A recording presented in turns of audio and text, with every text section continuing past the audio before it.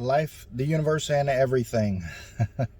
Boy, it's the fall of 2020, and we've had quite a year. So, a couple of things. I just wanted to talk about what brought me to this point. Um, how I got involved with the real estate, how I involved with rental properties, rehabbing different things, and what got us to this point with this year in the pandemic. It's been a crazy year for a lot of people. Been challenging for a lot of people in a lot of different ways. To start out with, I bought my first house in 2008. 15,000 cash was a lot of money. We were able to borrow the money, and bought it on a combination of Craigslist, eBay. Thought that was a good deal. The guy that comes around and tries to sign people up for Comcast, we bumped into him as he was hanging some door hangers, and he mentioned that he was looking at that property, and he normally pays $7,000 for properties, and uses them as rental properties. So we were excited about the 15,000, and then realized that somebody else buys properties similar for 7,000. Realized that the people who had bought that house had bought it on a tax sale for not very much money, so they were making quite a bit of money. Had to move out of that area for work, so in 2010 bought a trailer. So I learned about trailers. Home ownership and trailer ownership are not the same thing. You've got lot rents, you've got other things, and trailers tend to fall apart a lot faster than a house. So I learned about that. Moved back to the area and bought another house in 2013. Bought this one on a land contract, so I was able to learn about land contracts. That one was for about $40,000. It had a good roof, had good windows, new windows, the nice ones that actually fold down so you can actually clean the outside, and siding. So overall the exterior looked pretty decent. Learned about a balloon payment with that house. I'll get into that in a little bit. But bought it on a land contract, so monthly payments and everything. Then as time kind of wore on, about in 2014, kind of had a little bit of a financial need because I kind of stretched myself with getting that house. I thought that house was going to be something a little bit different. So I didn't really have the finances to really get into fixing up a lot. I had to do some of the work on my all the work on my own, with very cheap materials, and work on it as I could. So then 2014 is rolling around, and I got to make a change, got to make a difference. This house was a duplex, so I learned about house hacking. So I got a fixed up part of it and finished that up. I do have a slideshow on that particular house there. That's one of the first slideshows on my channel there, and that allowed me to ease a little bit. And then I thought, hey, this is a good idea, so maybe I can rinse and repeat and duplicate that. So I started looking at another house. So I bought another one with very little money down on another land contract, very low money down. I figured as long as I can get the rent income more than what the payment was, then it would be helping me out. So I got the payments down at a reasonable amount. That one was on about a less time contract, so that was about 3.5 years on that contract. So that's not very long. 3.5 years goes by really quick. I remember my dad telling me at that time, because he knew that I was a little bit stretched financially and a little frustrated. He said, make sure you don't get in over your head. Yes, life is stressful when money's tight, but it was a good feeling to call him up a few years later and say, you remember that house that you said, don't get in over your head? Well, I just paid it off, last payment, and that's a good deal. And then a couple months later, I paid off my car. A couple months later from that, then I paid off the kids, which sounds a little funny, but I was involved in a divorce. I had a decent income. I had 5 kids, and so the child support was horrendous. A lot of money. I mean, it all goes to the kids, but at the same point, you're working, you're making a decent income, and you think that things should be okay, and they're not financially, because you have a lot of outgoing. So anyway, that first land contract that I got on that house that I paid $40,000 for, that was on a 12% loan with a balloon payment. Now, that basically means that in 5 years, the whole thing was due, which winds up being, sum total was about $70,000, which meant that there was a lot due at the end. So luckily, the one house gets paid off, the car gets paid off, the kids get paid off, and then my net income is going up a couple $1,000s a month. So that was a lot easier to kind of handle. It's just I didn't quite figure and didn't quite plan correctly, and that one was a little bit tight finishing up, but it was still something that was doable, and I was doing that. And so I saw the light at the end of the tunnel. I saw that was doing, and I realized that, hey, look, I've rented out a property, I've rented out another one, even though it's not making the money that I wanted to. I see the possibilities with this. And all along, I knew that both houses I bought on a land contract, plus the first house that we had bought, had all been bought on a tax auction. So I knew the end game, the end goal, was to buy a property on a tax auction. That's where you're going to make the best money, make the best bang for your buck and everything. With that tax sale, there's usually a redemption period, and in my state, in most counties, it's a year. Basically, at the tax sale, you pay for it and you get a lien put on the property that says that you're the first lien holder, that if the person does not pay the taxes, then you get the property in a year. Now, if they do happen to pay it, then pay the back taxes, then they also have to pay you interest. So either way, it's a good deal for you. All right, but there's that 1 year redemption period, and I'm not a spring chicken, okay? I'm getting a little bit older, and I didn't want to wait a year and then next year wait another year and next year wait another year for all these properties. I didn't have the money to buy a lot of properties right now. Not in the traditional sense. Didn't have good credit. So my plan was very simple. I had a 5, 10, 15 year plan. Planned on buying 2 houses on a tax sale a year, plus 2 houses I would buy on land contracts. The 2 houses on tax sales, I'd have to wait a year before I could get in and do some work. That's why I would want to buy things on the land contracts. I understand that there's a lot of different ways that a land contract can be structured. So I was looking for low money down, preferably no money down, and no interest, 0% interest. And also, with my experience, no balloon payments. So I knew a little bit more specific as the things are kind of going on. Remember, I bought my first property in 2008, and now it's 2018. So after 10 years and 3 houses, plus a trailer that I kind of gave back, I'm getting smarter and learning a little bit. Don't know a lot, don't know everything, but I do know a little bit. And I keep listening to some YouTubes, keep listening to some podcasts all along the way, learning, constantly learning. So one thing that I started to do was driving for dollars. And with the driving for dollars, you're just kind of looking around, you're looking at what can we do to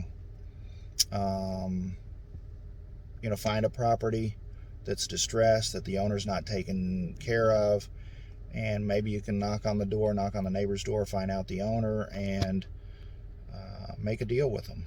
That'd be a great way to go. Kind of like a tax auction for very little money down. I hear of people doing that all the time. I haven't personally done that, but I hear of people doing the driving for dollars and literally just walking up to a house and hit somebody right at the right moment when they're just frustrated and they're just tired of dealing with the house, and they just say, look, I'll give you $3,000, I'll give you $4,000, I'll give you $5,000 for this house cash today. And the people just say yes. So it's a good way to get a property. So are the tax auctions. So,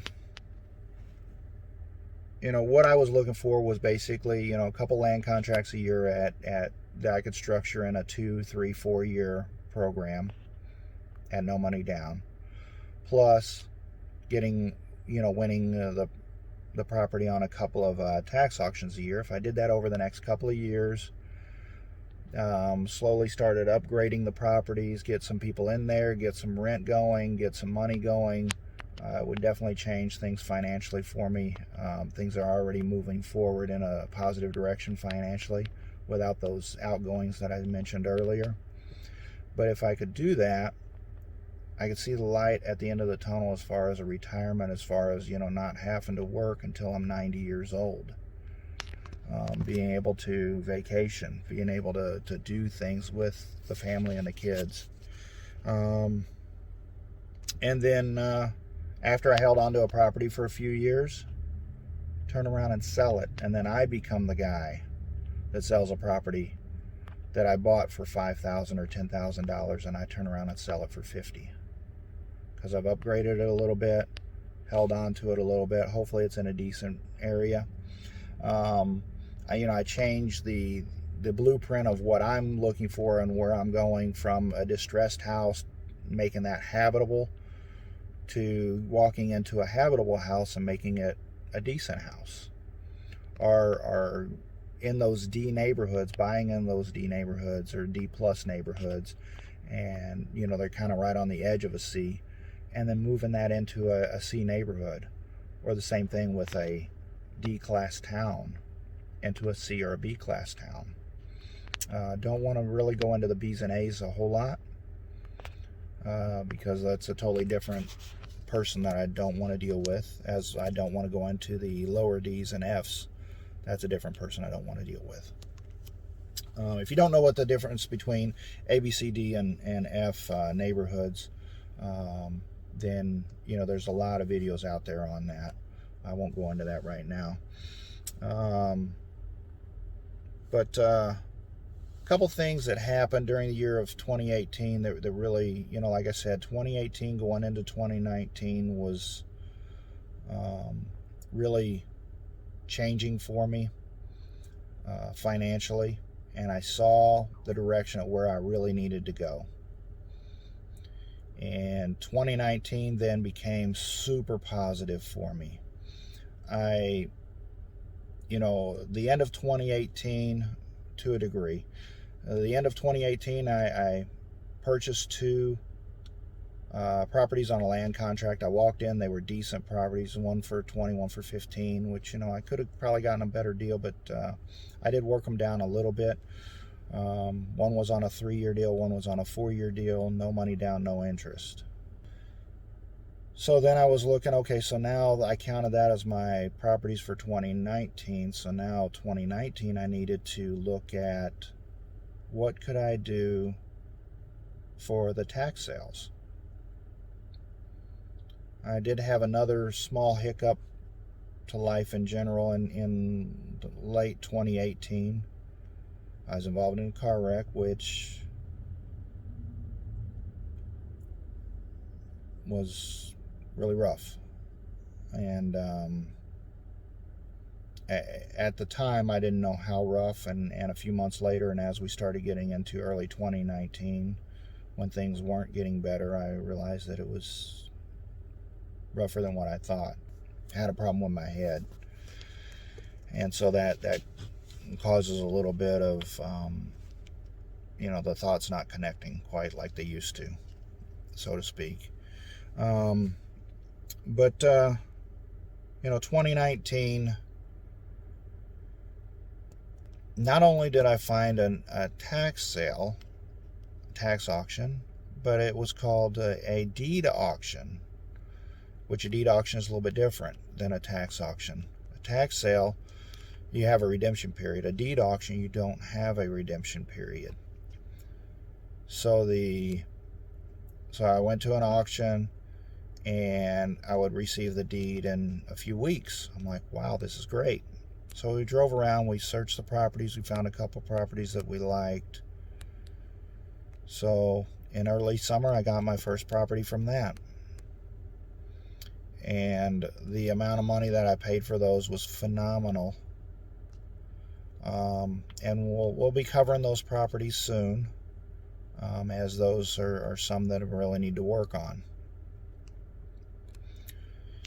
But so I bought one property, then they had another deed auction a couple months later, and I bought more properties at that one.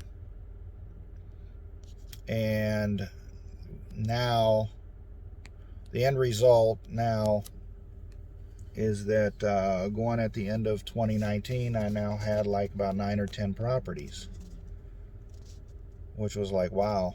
But they all needed work. Some of them needed a lot of work. And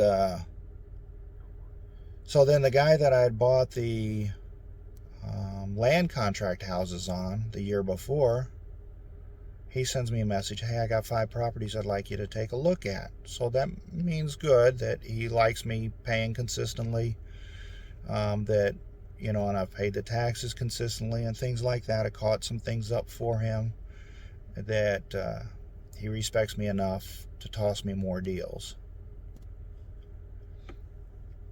And so a couple of them were farther out of town, the direction that I don't want to go, you know, an hour or so, you know, farther in a different direction than the other properties. So I'm like, no, I really don't. But one of them kind of made curiosity. I wanted to take a look. And it was, you know, strangely, it was in the same neighborhood, pretty much right behind one of the houses that I just bought on the tax sale. You know, when I looked at it, it was, I estimated within about a month I could have somebody in it. You know, I figured a couple weeks to a month and probably about $3,000. Well, you know, don't be so optimistic when you're figuring those things in. Double the amount of money it's going to cost, double the amount of time that it's going to cost, and you'll be a lot better off. Because it did take me about $7,000 and about almost 2 months to get it ready to rent and get somebody in there. I had somebody move out of a house, didn't tell me. They left a mess, and then there was a lot of weeds. So, you know, at the end of summer in that year, I had a lot to kind of catch up on that. So, but that house plus the newest house that I had gotten, both of those I put on a 6-month contract, because there was an anticipation that I was going to improve things in the spring of 2020. So what happens in March of 2020? You know, finishing out 2019 was good because I started finding a crew. I had an electrician. I found a good handyman. Actually, a couple of decent handymen in the area. I also found a couple of guys that can mow grass for a good rate. So all those things were really positive. My money, my own personal income from job was okay. And I had a couple places rented. And things were just like smoking. Things kind of went strange real fast. I was on webinars, phone calls all day long for days, weeks, trying to strategize, plan things. You know, it doesn't help. It isn't great that I was one of the people to kind of come up with plans and systems and processes for that job to kind of weather through this stuff and figure out a cost structure and figure out how to be viable as a business. And we did okay. Not great. I don't think anybody really did great other than Amazon. my time commitment kind of went off the charts with work. And the boss kind of knocked on my door and said, hey, we want you to keep doing what you're doing. We want you to keep working hard. Appreciate everything you're doing, but I need you to do it for, half the money. And rent wasn't consistent with the tenants either, because, of course, they hear, oh, there's a rent moratorium. You don't have to pay rent. That's what they hear. So in a nutshell, my planned income for this year dropped to about 35 to 40% overnight. My time commitment went up with my primary job overnight. And days and weeks literally rolled by really, really fast. And so I spent most of the summer just kind of doing a bare minimum with the properties, keeping the lawns taken care of. I couldn't afford my landscapers. And the guys that I told, hey, come back in March, we're going to start hitting some other properties, I had to call them and say, I don't have anything for you right now. I can't afford it right now. They all understood. Everybody understood. But basically keeping up grass was about the extent of it. Getting some weeds every now and then. So it's been a very, very rough year. Now things are kind of leveling out, settling down. The time frame from the election to the inauguration in January is going to be crazy and very interesting, to say the least, without getting too political. So that brings me to now. Now I'm finally getting back to working on properties. Have a lot of properties that have, sat vacant. Just basically doing a bare minimum to kind of seal them up, make them look decent from the outside. So that's where we're at, and I'll be covering that a little bit like I really wanted to last year, and as I wanted to get back into it in the springtime, which I was unable to do. So that's where we want to go. That's what I want to do, and hopefully, my story and some of the videos can kind of help somebody realize that they're not alone. And oh my God, I realize that I'm not alone either. But you guys, I appreciate y'all watching. I'm going to be posting some videos a little bit more regularly, probably about once a week or so, as I work on these properties. So click that click that subscribe button, and you'll get notified whenever I post a new video. Thank you so much. You all have a wonderful day.